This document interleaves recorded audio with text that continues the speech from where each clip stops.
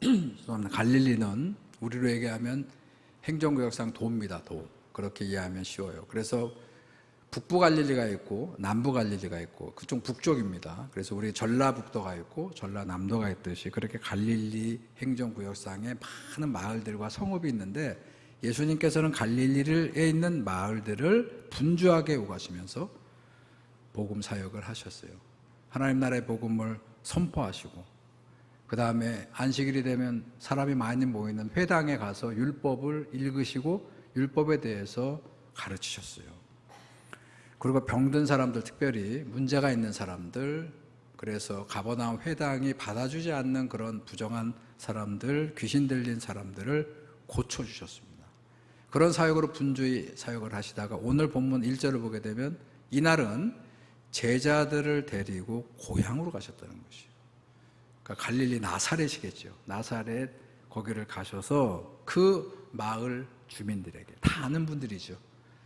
나사렛 더더군다나 달동네거든요. 가난한 동네이기 때문에 어려서부터 이 예수의 집안도 알고 잘 아는 고향 마을에 가서, 고향에 가도 예수님은 사역을 하셔야 되니까 율법을 가르치셨던 것 같아요. 그리고 거기에 이제 거기는 상상입니다.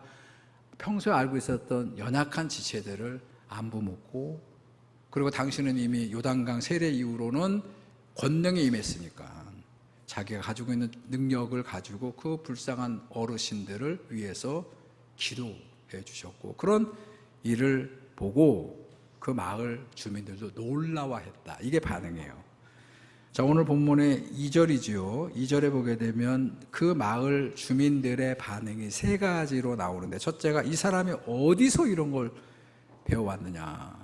두 번째, 이 사람이 말하는 저 지혜를, 대단한 저런 사람이었어? 저렇게 말에 규모가 있고 지혜로운 사람이 어떻게 가능할 수 있을까? 이게 놀라웠고, 세 번째는 아니 이런 능력을, 이런 기적을 어떻게 저 사람이 일으킬 수 있단 말이냐. 그렇게 마을 주민들이 반응을 하고 있다는 것이요.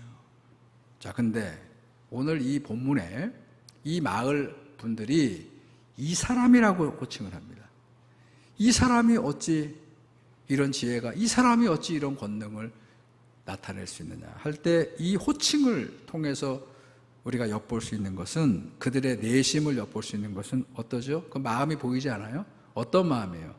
그 마을 주민들의 어떤 기류와 정서가 엿보이지 않습니까? 어떤 의도예요? 쉽게 얘기하면 긍정적이에요? 부정적이에요? 자, 여기서부터는 제 상상력인데 이런 거예요. 아니, 저 친구가 학교를 다닌 적이 있어?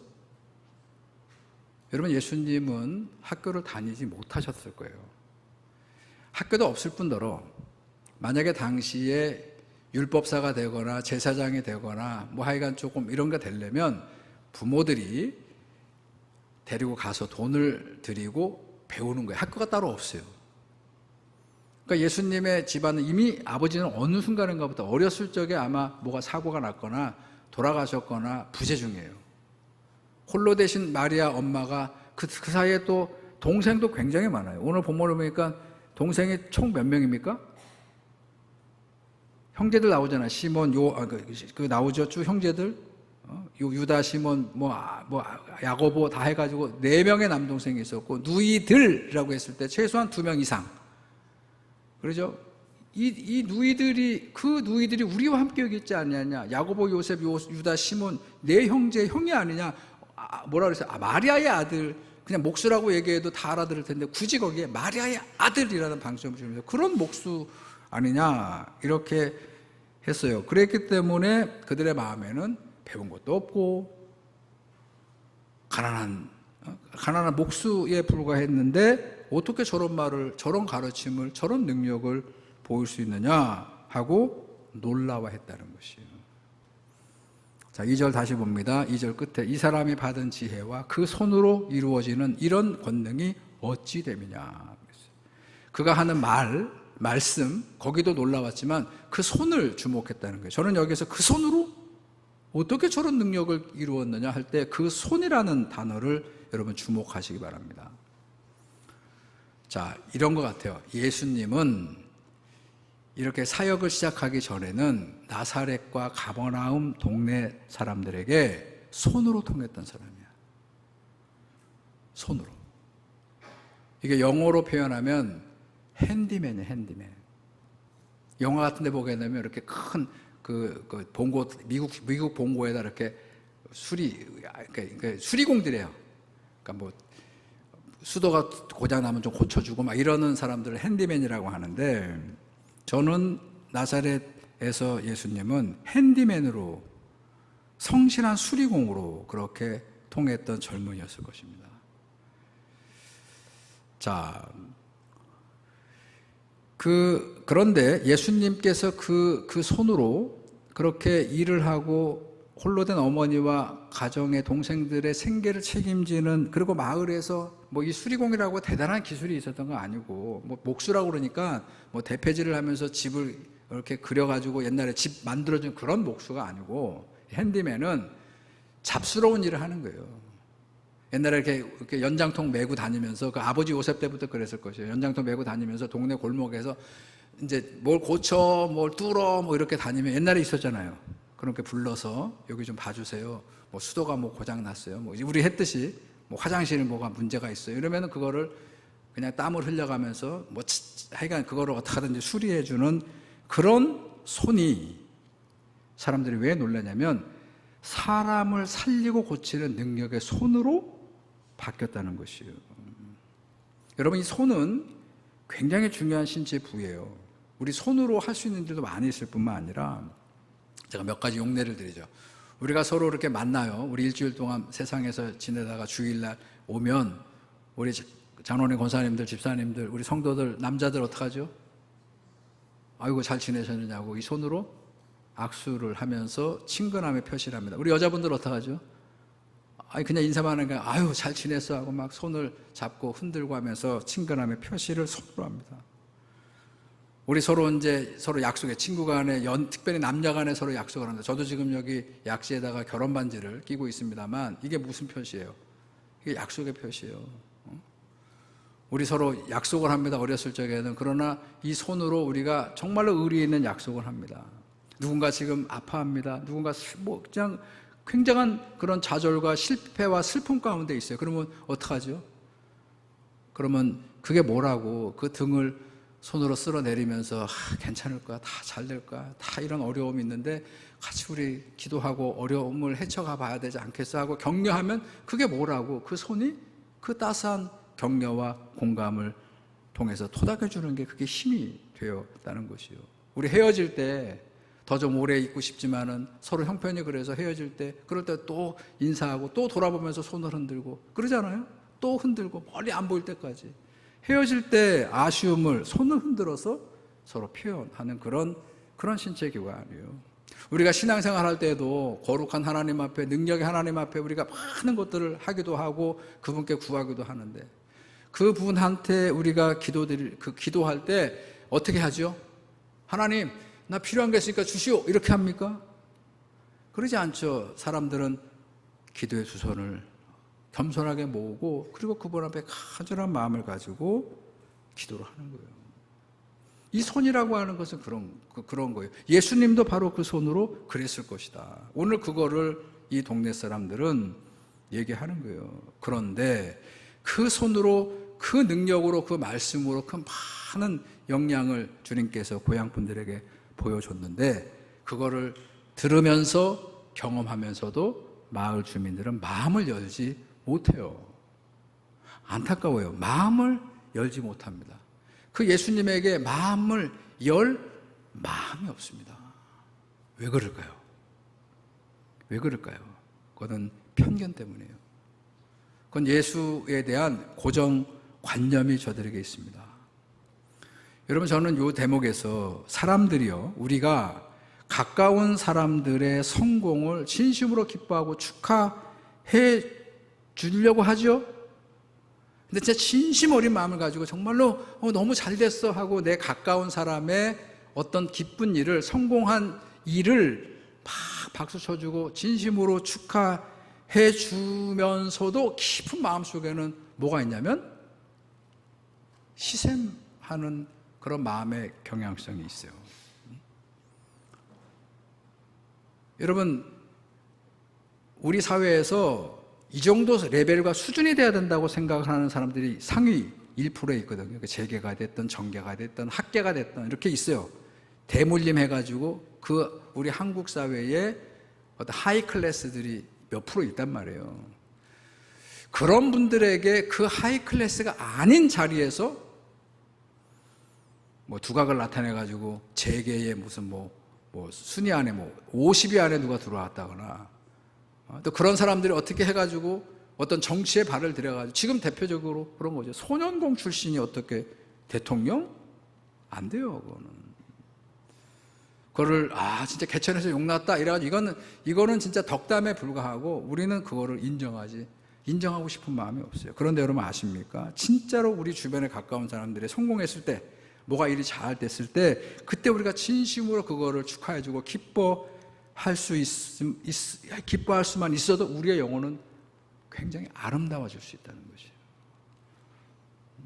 이 사회는 정말로 사람이 살만 나는 그런 세상이 되고 더 살기 좋은 그런 사회로 한 단계를 발돋움할 수 있게 된다는 것.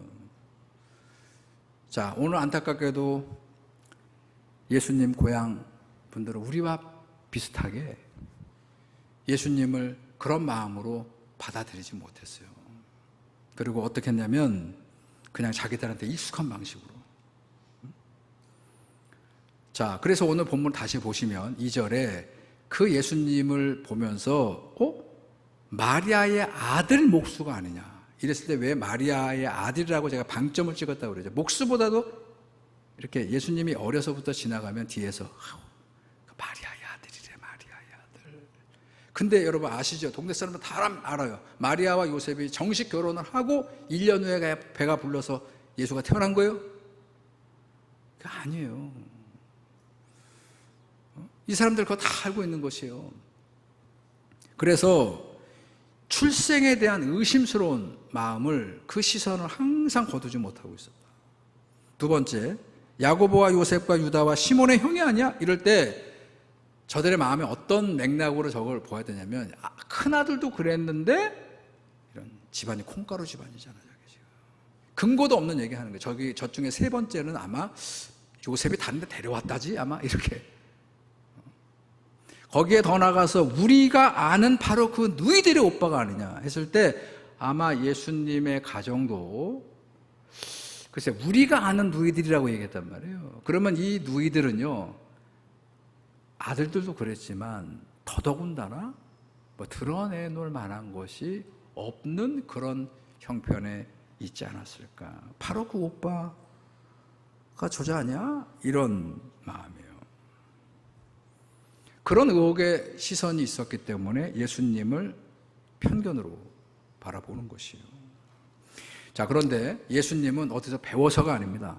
어디 학교를 다녀서가 아니라고요. 특별히 어디 가가지고 그냥 집중 교육을 받아가지고 이 사역자가 됐고, 그게 아니고, 여러분 아시죠? 세례 요한에게 요단강의 세례를 받으셨을 때 그때 복음서가 일제히 보도합니다. 물 위로 올라왔더니 어떻게 됐대요? 하늘이 열리고 그 하늘에서 하나님의 음성이 들려하는데 이는 내 사랑하는 아들이고 내 기뻐하는 자라. 이렇게 하나님이 요한의 세례를 받은 주님에게 명해서, 그리고 그분에게 권능이 임한 거예요. 여러분, 하나님의 권능이 이제부터 당신의 백성들, 죄 가운데 있는 모든 사람들을 구원하기 위해서 이제부터 예수님이 하는 말씀, 가르침, 그의 모든 행위가 누가 하는 거예요? 예수가 하는 게 아니고 하나님의 권능이 그로 하여금 이 세상의 백성들을 구원하는 그런 사역을 하게 만들었다는 것이에요. 그러니까 지금 동네 주민들 앞에서 보여줬던 이 모습이 사실은 누가 하신 거예요? 예수를 통해서 하나님이 하신 거란 말이에요.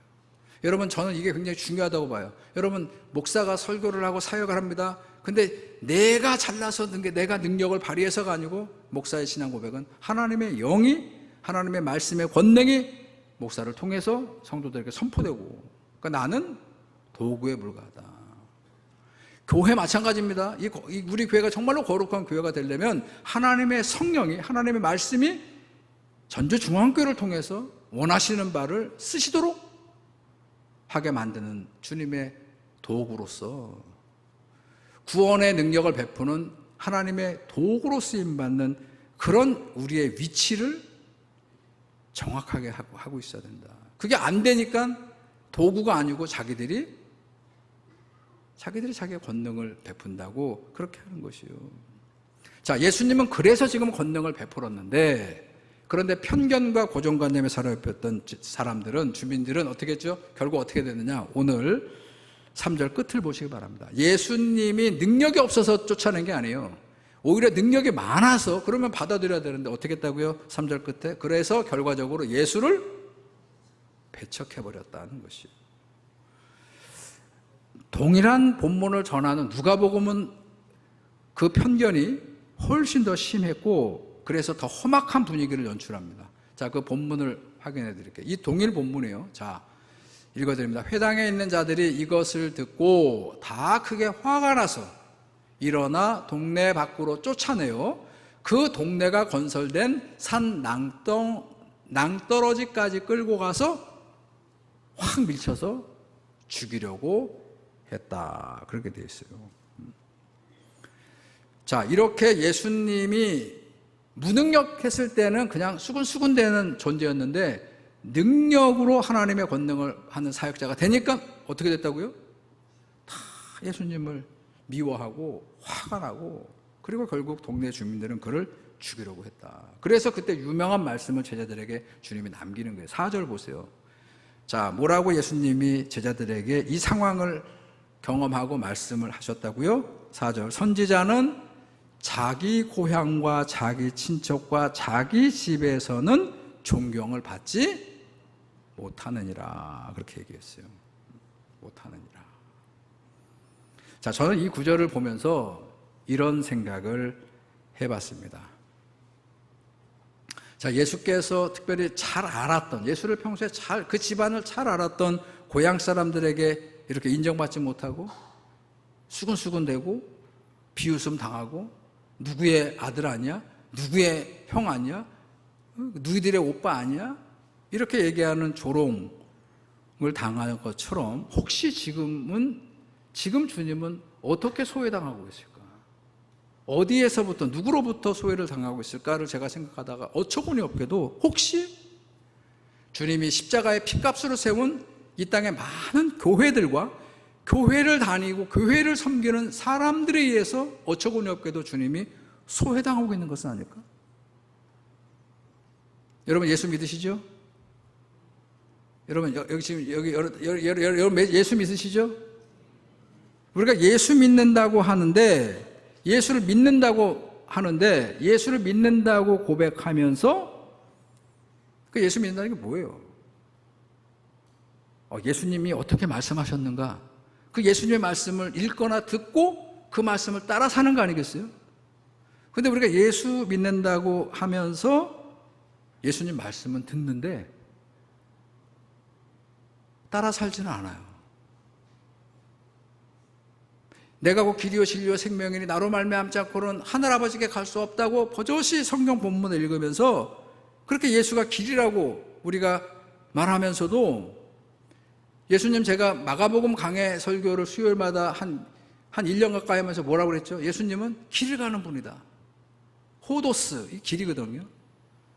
예수님은 길 위를 걸어가는 거예요. 갈릴리의 온 동네를 다니는 거예요. 그러다가 때가 되었을 때 예루살렘으로 방향을 잡고 그 길을 가시는 거예요. 가면서 뭐 하셨냐면 정도 밖으로 벗어나 있는 많은, 그러니까 이 소위 제대로 그 정상적 길 위에 올라오지 못했던 사람들을 품으시고 그들을 모으시고 그들을 다시 자기들이 가야 될 길 위로 불러오신 분이 예수다.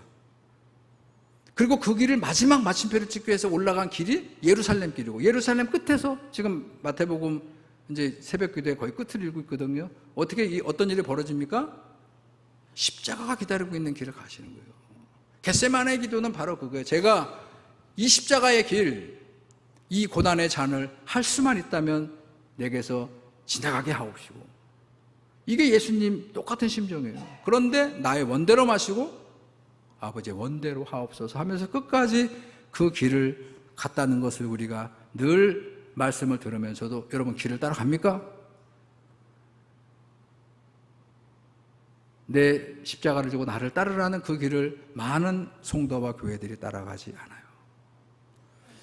내가 곧 길이요 진리, 예수가 진리라고 하나님께로 하나님 나라에 이룰 수 있는 진리라고 말하면서도 많은 성도들과 교회가 예수가 아닌 다른 진리를 세워놓고 예수가 그거를 원한다는 생각으로 착각하게 만들고 그렇게 잘못 예수를 믿게 하는 그런 일들이 많이 벌어지고 있다는 것이에요. 예수님께서 사역을 하시면서 공생에 3년 동안 만나셨던 분들, 너희에게 하나님 나라가 이루었다고 그렇게 선언해 주었던 많은 사람들이 있었죠. 자, 그들 대부분은 세리라서 안 돼, 여자가 부정하게 피를 흘리고 있어서 안 돼, 문둥병자라서 안 돼, 앞을 못 봐서 안 돼, 성전에 올라갈 성전세를 내지 못하는 가난한 사람에서 안 돼, 이런 사람들이 성전에 못 갔잖아요. 그런데 그런 사람들 다 너희는 아무것도 없어도 다 오라. 그렇게 해서 그 소외받고 배척받은 사람들을 다 품으셨고 나중에 그들이 예수의 제자를 따르게 해서 성령이 임해서 그들이 교회가 되게 했는데 그러잖아요. 성전과 반대되는 교회 에클레시아를 주님께서 세워서 거기에 많은 그 사람들을 그 교회에 구원받은 백성으로 부르셨는데 죄 없다고 그들을 선언해 주셨는데 그들을 보살펴 주셨는데 여러분 예수님이 만났던 그런 류의 사람들이 지금 마음껏 교회에 들어올 수 있는 만큼 교회 문턱이 낮아졌어요? 아니면 높아져 있습니까? 뭐 보시면 아냐면 되면 교회의 지도력을 보면 알아요. 여러분 교회의 지도력에 여기에 많은 지체들이 있는데 여러분 그런 지도력을 여러분들이 뽑아서 세웁니까? 교회의 문턱이 많이 높아졌고요. 그리고 예수님이 만나고 품었던 사람들조차도 교회에서 품고 묻지 못하다. 이게 우리의 현실이라는 것이에요. 교회에 많은 성도들이 하나님께 은혜를 구합니다. 그리고 신실한 마음을 가지고 그 은혜를 사모하고 그 은혜를 구하고 하나님의 은혜를 받은 거에 감격을 간증하고 그 은혜로 살아가는 많은 분들이 있어요. 그런데 그 은혜만큼이나 자기 개인적인 필요에 따른 은혜만큼이나 더 중요한 게 예수 그리스도의 제자가 되기 위해서 자기가 십자가를 지고 대가를 치러야 되는데 은혜는 받았다고 하는데 정작 은혜 받은 것에 대한 감격은 간증하는데 정작 내가 내 십자가로 주님을 따르는 대가를 우리가 치러야 될 때는 빠진단 말이에요. 그 역할을 교회도 막 설교와 가르침은 땅끝까지 주님의 증인이 되라고 그렇게 얘기하는데 지금 땅끝에서 벌어지는 수도 없이 많은 어려운 일들이 벌어졌을 때 거기에 그러면 주님의 마음을 가지고 그 어려움들을 같이 포용하고 조금이라도 그들에게 도움이 되기 위해서 교회는 선교해야 되고 사역해야 되는데 그런 것이 과연 진짜 교회들의 선교 사역의 목록에는 있습니까? 그런 말씀을 우리가 한번 생각해 본다면 주님께서 고향에서 소외됐던 것처럼 주님이 세웠던 교회에서도 주님의 뜻이 소외되고 있지 않는지, 우리가 필요한 것을 위해서는 철야를 하고 새벽에 기도의 제단을 쌓으면서 주님 앞에 간절히 기도하는 성도들이 많지만 정작 하나님의 뜻을 구하기 위해서 겟세마네의 기도를 올렸던 주님의 그 겟세마네 기도를 하는 성도들은 많지가 않다는 거예요. 내가 세웠고 기도했던 그 뜻의 소원이 이루어지기만은 바랬지 주님께서 이 고난의 잔을 내게서 피하게 해 주옵소서, 요거만 기도하는 게 끝까지. 주님의 뜻은 뭐라고요? 그 고난의 잔을 주님이 받으셔야 되는데 근데 주님은 뭐라고 그러냐면 계속 만약에 주님이 피하게 해 주시옵소서, 피하게만 해달라고, 그랬다면 십자가의 구원의 사건은 안 벌어졌거나 다른 경로를 통해서 하나님이 하셨어야 되거든요. 근데 우리가 혹시 그러고 있지 않나요? 이 고난의 잔을 피하게만 해달라고. 우리의 기도는 그러나 나의 원대로 마옵시고 아버지의 원대로 하옵소서까지 못 가는 거예요. 기도는 하지요. 그러나 실질적으로 그 하나님의 원대로 이루어지기 위해서는 뭐가 내려져야 돼요? 뭐를 내려놔야 됩니까? 내 원대로 하려고 했던 것이 내려지지 않는 한 하늘아버지의 원대로 그 역사는 이루어지지가 못하는 거예요. 오늘도 주님은 당신의 원대로 하옵소서 기도의 지체들을 그 두 손을 모아서 기도하는 많은 성도들을 찾으셔요. 이 지금 다 자기의 뜻대로 자기의 소원과 원하는 바가 이루어지기를 바라는 많은 사람들 때문에 아까 얘기했죠. 주변을 살피지 못하는 그런 많은 당신의 손과 발이 되어줄 그런 사람들을 찾고 계십니다. 그런 교회가 어디 있는가? 이 한반도 팔도에 있는 모든 교회에 그렇게 주님의 손과 발이 될 만한 교회를 찾고 계셔요. 오늘 이 강단을 통해서 이 설교를 전해지면서 그저 여러분들이 두 가지예요. 마음의 부담만 느끼고 그냥 마는 게 아니고 그 부담이 거룩하게 되어서 그래서 주님처럼 우리가 필요한 사람들을 위해서 그들을 어루만지고 그들을 위해서 주님 앞에 간절하게 기도할 수 있는 그런 거룩한 손을 오늘 주님은 찾고 계시다는 것이에요. 제가 마지막 결론으로 이런 말씀을 드립니다. 우리는 모두가 때가 되면 주님 앞에 서는 날이 올 겁니다. 그죠? 근데 주님께서 우리가 앞에 이렇게 저도 가고 여러분 다 갑니다. 근데 주님이 그럴 것 같아요. 손 좀 한번 보자고. 그 전능하신 엘샤다이 주님께서 손을 보자고 그래요. 우리 손에는 안 보이지만 그분의 눈에는 다 보일 겁니다.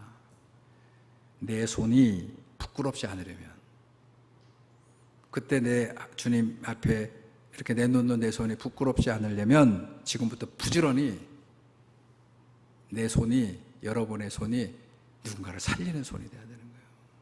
누군가를 격려해 주는 손, 누군가를 어루만져 주는 손, 하나님의 말씀을 따라서 헌신하고 봉사하고 선교하는 그 말로만 하고 기도만 하는 게 아니라 그런 곳을 향해서 손을 내밀어서 그들의 손을 잡아서 그들이 일어날 수 있도록 하는 그런 손으로 변화되게 해달라고 애쓰고 힘쓰시고 열심히 훈련하고 그런 사역자의 손이 되고 기도하는 사역자의 손이 되는 그런 저와 여러분들이 다 되기를 주님의 이름으로 축원합니다. 하나님, 오늘 주님께서 제자들과 고향 나사렛으로 가셨을 때에 그 마을 주민들이 계속해서 그 편견과 그 예수님의 가정에 대한 그런 고정관념으로 예수님을 맞아들이지 못합니다. 예수님의 그 권위 있는 말씀 그리고 예수님의 그 능력의 손을 저들이 직접 경험하면서도 그러면서도 끝까지 주님을 받아들이지 못했던 이 모습을 저희들이 바라보면서 길이요 진리요 생명 되신 주님의 그 말씀을 우리가 신실한 마음을 가지고 따르는 그런 성도들과 그런 우리 전주중앙교회가 될 수 있도록 하나님 우리를 강하게 붙잡아 주시고 하나님의 선한 길로 저희들을 인도하여 주시옵소서. 예수님의 이름으로 기도드렸습니다. 아멘.